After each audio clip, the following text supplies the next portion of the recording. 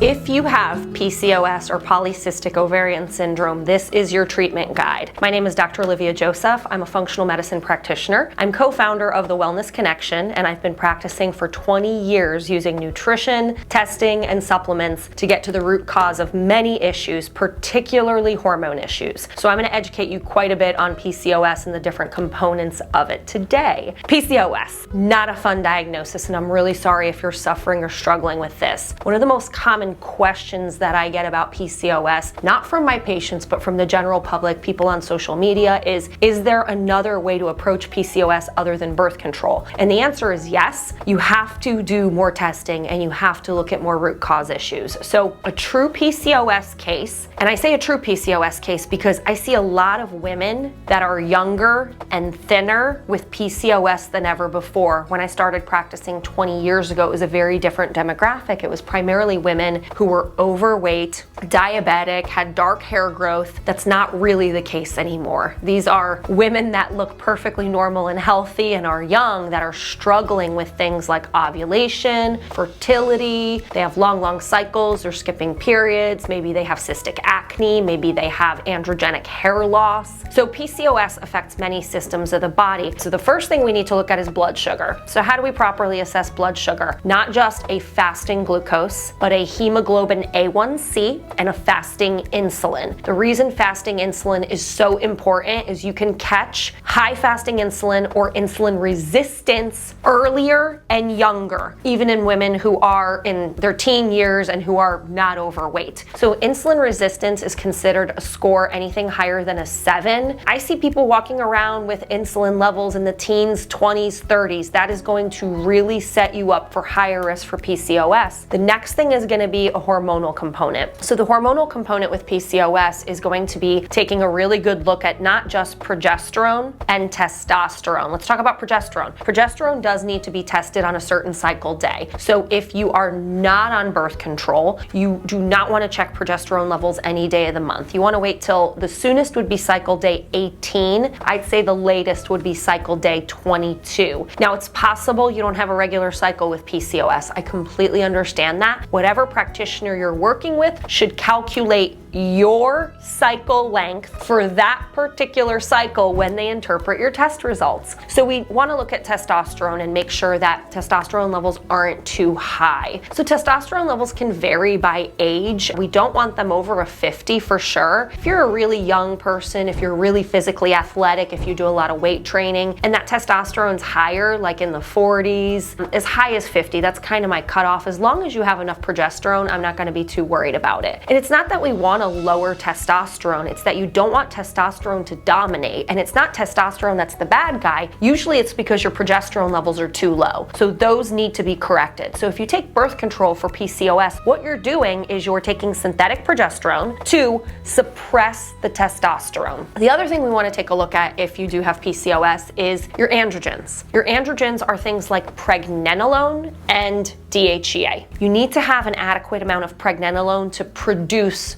progesterone, and you need to have an adequate amount of DHEA to produce estrogen and testosterone. And sometimes in women with PCOS, especially when they have that acne component or even that androgenic hair loss, what we'll see is that DHEA is too high. Now, what would cause DHEA to be too high? A cortisol imbalance. So stick with me. What the heck does cortisol have to do with this? Cortisol has so much to do with your blood sugar, with your insulin. Almost everybody who has a insulin imbalance is going to have a cortisol imbalance. So cortisol is up here, regulating androgens, which are pregnenolone and DHEA, and those are used to make your sex hormones, progesterone, estrogen, testosterone. Cortisol works with your blood sugar. So that whole insulin, A1C, fasting glucose, triglyceride, uric acid, that's all over here. So if you really truly have PCOS, there's going to be a blood sugar component and there's going to be a hormone component. I see so many women who are told they have PCOS that don't have these factors. Now, unfortunately, there's not a lot of great imaging for PCOS. When somebody has